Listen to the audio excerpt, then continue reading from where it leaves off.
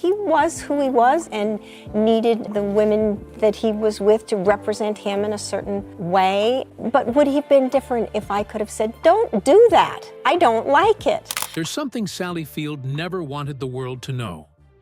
A dark chapter that haunted her career, her relationships, and her soul. I was actually, the time I did that the first time that you just saw, I went back there and went, what have I done?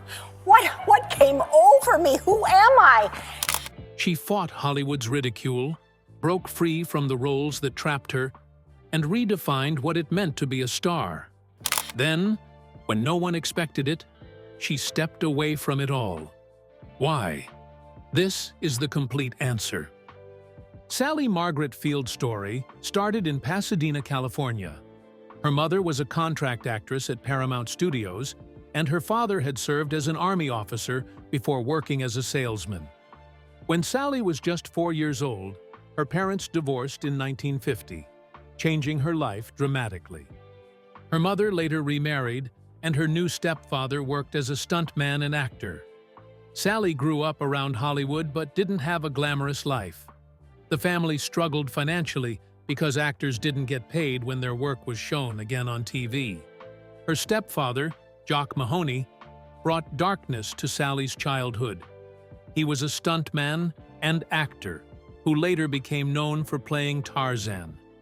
To the public, he seemed charming, but at home, he was controlling and abusive. Sally and her siblings had to endure his strict discipline and demands for obedience. For years, Sally kept the abuse a secret, even from her mother. To cope, she threw herself into school activities, especially drama. At the age of 12, Sally discovered acting and never let go. Her mother, who had experience studying acting, supported Sally by helping her practice scenes from classics like Romeo and Juliet. These moments created a special bond between Sally and her mother. While in high school at Birmingham High and Van Nuys, Sally spent most of her time in the drama department. She was also a cheerleader, which gave her more chances to escape her difficult home life. In 1965, when Sally was just 17 years old, she got her big break. She won the role of Gidget after competing against 75 other actresses. The show only lasted one season, but it launched her career. Sally wasn't actually a surfer, but claimed she was during auditions. To prepare, she took lessons just to look convincing on camera. Gidget was one of the first color TV shows on ABC, and Sally's character often spoke directly to the audience. Soon after, Sally starred in The Flying Nun, a show she didn't want to do. It aired from 1967 to 1970 and was based on the book The 15th Pelican. Sally played Sister Bertrille, a 90-pound nun whose starched headpiece allowed her to fly in the windy Puerto Rican setting. The show faced unique challenges, especially during its third season when Sally became pregnant. The crew had to use clever angles and props to hide her pregnancy, creating the odd situation of a flying pregnant nun. Sally struggled during this time, feeling deeply unhappy. She later said she was depressed and felt trapped in a role that didn't match her desire to be a serious actress. In 1974, Sally Field was 28 years old and facing a harsh reality in Hollywood. She had already starred in popular TV shows like Gidget in 1965 and The Flying Nun from 1967 to 1970. But despite her success, she couldn't find work in serious dramatic roles. Hollywood dismissed her as nothing more than a sitcom actress. During an audition for the movie Stay Hungry in 1974, she heard director Bob Rafelson yelling at the casting director in the next room. He was furious, saying it was a waste of time to let the Flying Nun audition. The rejection didn't stop there. Casting directors openly mocked her, making jokes about her TV career and refusing to even give her a chance. At that time, transitioning from TV to movies was incredibly hard, especially for actresses. Sally called it the sitcom curse. Between 1965 and 1974, she felt trapped. She described it as a death sentence for TV actors, where people in situation comedies were expected to fade away and never succeed in anything else. Even though she had starred in 3 hit TV shows, Hollywood saw her as a joke. The stigma followed her everywhere, even to the Golden Globes. At her first appearance there, she was forced to do something humiliating. Dressed in pink taffeta culottes with ringlets in her hair, she had to fly across the theater, mimicking her flying nun character. Instead of being taken seriously, she was treated like a cartoon, a caricature of her past roles. But then everything changed. Her chance came when her flying nun co-star urged her to join the famous actors' studio. There, she studied under Lee Strasberg, a legendary teacher known for pushing actors to their limits. Strasberg didn't just teach her to act, he reshaped her completely. He taught her how to build characters by exploring her emotions in ways she'd never done before. He showed her how to use her nervous energy to bring life to her roles. It was intense and personal, but it changed her forever. The real turning point came in 1976, when Sally starred in Sybil, a TV movie that demanded everything she had, and then some. She played Sybil, a woman with 16 different personalities, each one distinct and unforgettable. There was Peggy Lou, bold and combative, and Vicky, elegant and ambitious. Sybil Ann was childlike and scared, while Mike was tough and athletic. Every personality had its own quirks, and Sally had to embody them all, switching between them as effortlessly as if she were flipping a switch. The director, Daniel Petrie, made it even harder by using long, unbroken takes to capture her transformations. When Sybil aired, it was clear Sally Field had changed the game. Her ability to shift between personalities was jaw-dropping, and her raw emotion brought the character's pain to life. Every detail felt real, from Sybil's childhood trauma to her slow healing through therapy. In 1976, Sally Field played a key role in Bob Raffleson's Stay Hungry, acting alongside Jeff Bridges and a young Arnold Schwarzenegger in his first major acting role. The film, made on a small budget, became an unexpected turning point in Field's career. She played Mary Tate Farnsworth, a gym receptionist who falls for a wealthy young man played by Bridges. Behind the scenes, the production was chaotic. Director Bob Rafelson and his wife, Toby Carr Rafelson, who worked as the film's production designer, faced personal turmoil. Their marriage ended during filming after Toby discovered Bob's interest in other women, including Field. This marked their last film together. The film's unique mix of Southern culture and the bodybuilding world added to the chaos, with crowds becoming so excited about the bodybuilders that the director had to use a megaphone to stop people from scratching them. Despite its unusual story, the film made $24.8 million at the box office. Schwarzenegger won a Golden Globe for Best Acting Debut, even though he had appeared earlier in a 1970 film as Hercules. In 1979, Field's performance in Norma Ray changed everything. She played Norma Ray Webster, a character inspired by Crystal Lee Sutton's true story. The film was shot in an actual textile mill in Alabama, where Field prepared by working real shifts. She spent 2 weeks in the tough conditions and later said that 2 hours in the weaving room felt like 8 elsewhere because of the constant vibrations that made workers feel seasick. When the film premiered at the Cannes Film Festival, the audience gave a 15-minute standing ovation, leaving Field in tears as it fulfilled her dream of such recognition. Made with just $4.5 million, the film earned $22 million at the box office. Field's role earned her a first Academy Award for Best Actress, but her relationship with Burt Reynolds began to show strain. He refused to attend both the Cannes premiere and the 1980 Oscars ceremony with her, creating tension between them. Field's romance with Burt Reynolds began in 1977 while filming Smokey and the Bandit. Their relationship developed quickly, becoming a passionate 5-year affair. Field later described it as intense but controlling. She said Reynolds tried to shape her behavior to the point where she felt she stopped existing as herself. Their bond became strained as Field's career took off, especially during Norma Rae.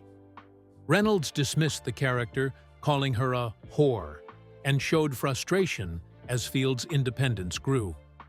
Despite Reynolds proposing multiple times, Field felt his heart wasn't truly in it. They ended things in 1982, though Reynolds later called Field the love of my life in a 2015 interview. Even in his later years, he expressed regret and tried to reconnect, saying her son told him she talks about me all the time. In 1984, Field starred in Places in the Heart, playing Edna Spaulding, a widow struggling to keep her farm during the Great Depression. The role brought her a second Academy Award for Best Actress in 1985. The film, made for $9.5 million, earned $34.9 million at the box office.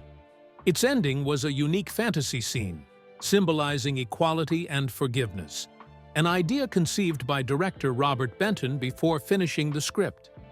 Field's acceptance speech at the Oscars became famous for her emotional line, "I can't deny the fact that you like me.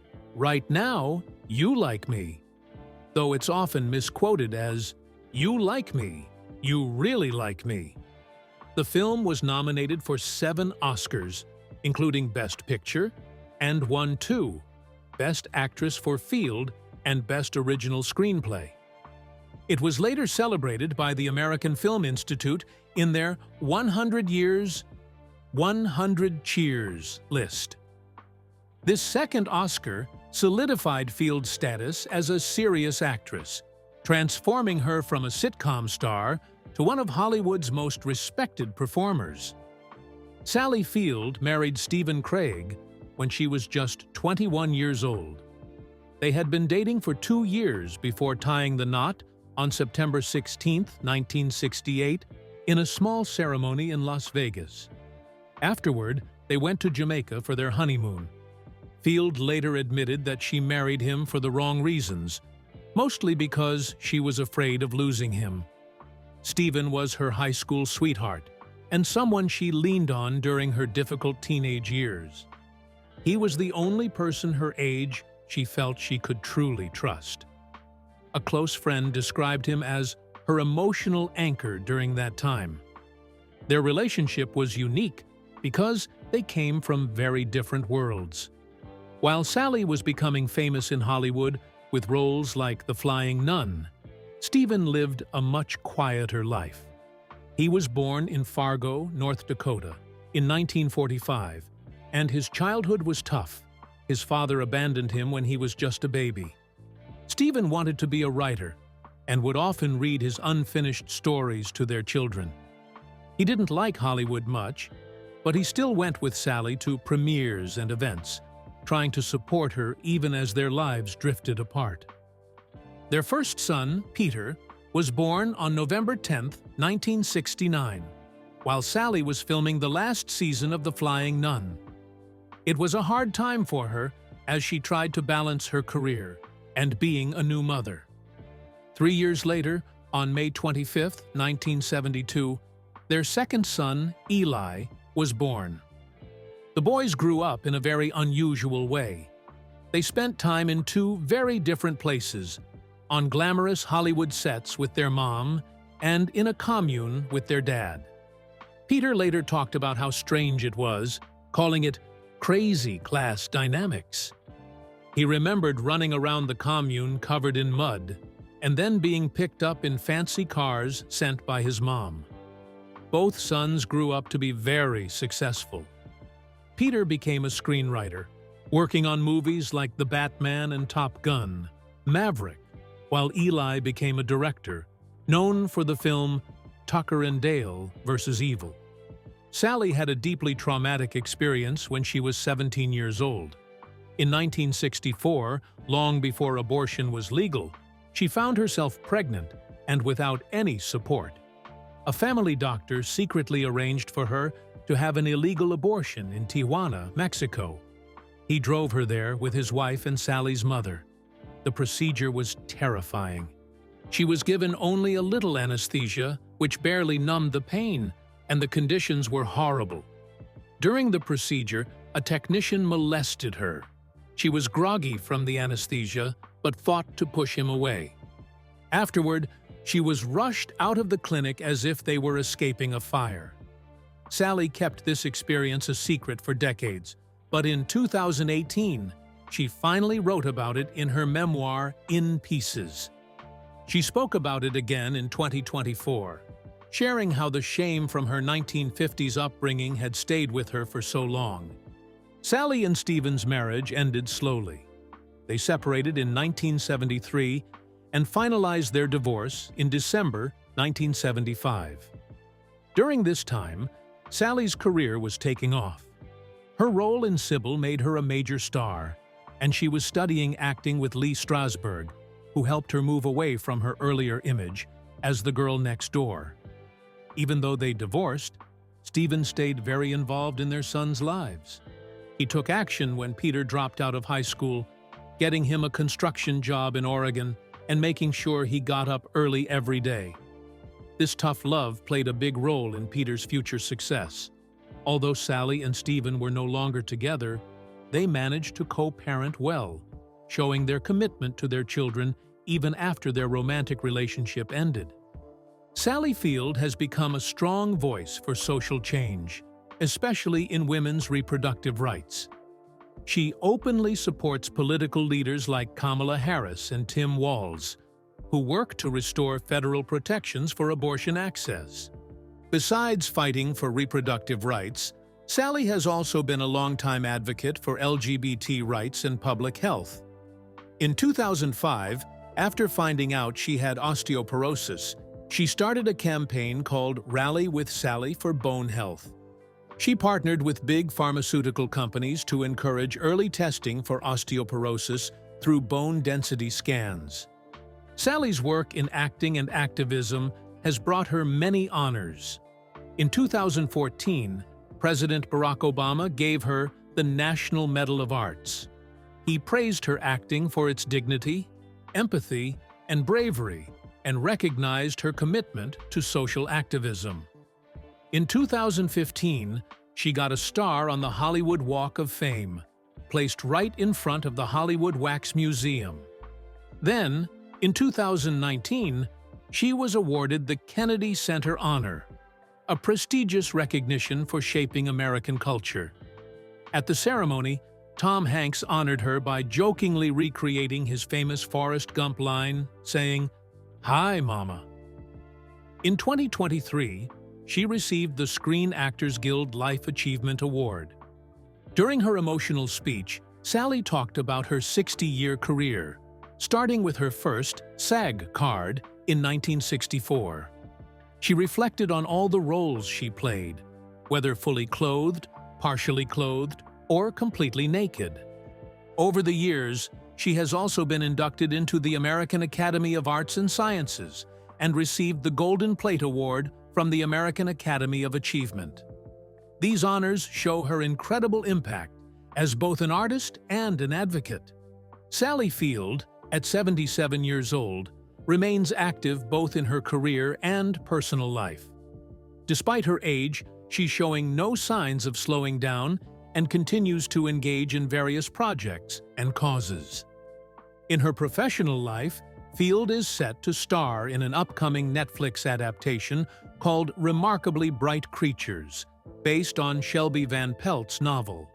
The story follows a widow's unlikely friendship with a giant Pacific octopus at a local aquarium, promising an intriguing role for the veteran actress. Field has also been maintaining her presence in the public eye through her advocacy work. she's been actively campaigning for Vice President Kamala Harris and her running mate, Tim Walz, using her social media platforms to encourage her followers to vote. In August 2024, she endorsed Harris's presidential campaign and has been vocal about supporting Democratic candidates. On a personal note, Field was recently spotted taking a casual stroll with her dog, Dash, near her home in Los Angeles. She was seen wearing a comfortable outfit consisting of a striped blue and white shirt, loose white shorts, and white sneakers, topped off with a blue broad-brimmed hat. Field continues to speak out on important issues in the entertainment industry. In March 2024, she appeared on Julia Louis-Dreyfus's podcast, Wiser Than Me, to discuss ageism in Hollywood, highlighting the lack of diverse stories for older women in the industry. Despite her long and illustrious career, which includes 2 Academy Awards, Field remains engaged and active, balancing her professional commitments with her personal life and advocacy work.